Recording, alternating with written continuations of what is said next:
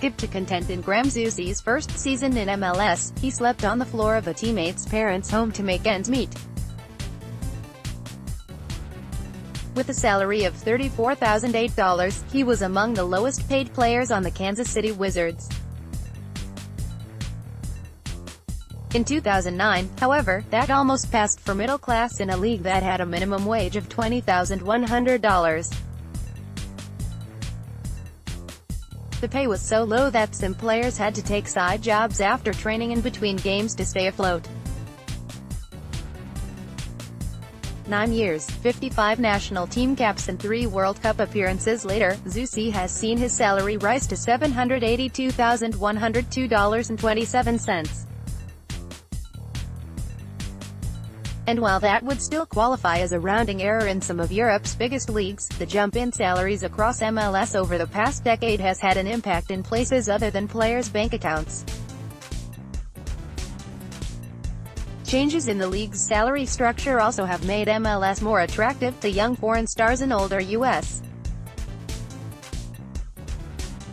players alike, resulting in deeper rosters, more exciting games and a level of play rapidly approaching that of Mexico's Liga MX, long the top domestic league in North and Central America. "Inarguably we have narrowed that gap," said John Thorrington, Executive Vice President for Soccer Operations for the expansion Los Angeles Football Club.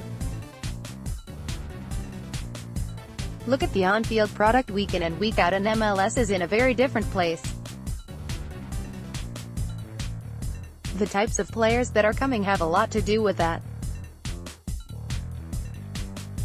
It's a very different world." The league does not comment on salaries, but the MLS Players Union releases a list of salaries twice each season. The first 2018 survey, released Thursday, showed the number of millionaires in the league increased to 46 from 28 in 2017, while the guaranteed salary total for the league's 669 players topped $249 million for the first time. Only 2 players are listed at the league minimum salary of $54,500. Galaxy's Giovanni Dos Santos vies for the ball with Atlanta United's Leandro Perez during a match at StubHub Center on April 21. Frederick J. Brown, Getty Images. Much of that salary growth can be attributed to the league's decision, beginning in 2015, to allow teams to spend so-called allocation money on salaries. MLS teams have been limited in what they could spend on payroll by a salary cap, one that passed $4 million for the first time this season. Each club has long been allowed 3 designated player exemptions to the cap limits, but under the convoluted MLS salary structure, there was no mechanism for rewarding players who deserved more than the league maximum, $504,375 in 2018, but weren't worth DP money. So this season each team was given access to $4 million in allocation money, some from the league and some to be paid by the club, to strengthen the middle of their rosters, and the change has been noticeable. "It did a few things," said J. Todd Durbin, the league's executive vice president for competition and player relations.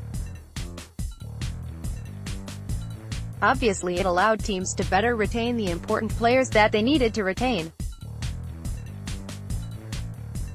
And they were able to go out and add players. The full value of the investment has not fully been realized. This season at least 94 players are getting paid between $504,000 and $1.5 million, using either the designated player or allocation funds. Among them are South American stars Diego Rossi of LAFC and Ezequiel Barco of Atlanta United, who signed with the league as teenagers, and Galaxy forward Zlatan Ibrahimovic. It's unlikely any of them would have come to MLS under the old salary structure. We have players on our roster now who had European options," said Thorrington, whose LAFC roster has a payroll of $13.432 million, highest ever for an MLS expansion team. "That is just a testament to where this league is going. There are decisions that players are making to come to MLS where maybe in the past they wouldn't have on the field. That's helped draw MLS closer to Liga MX.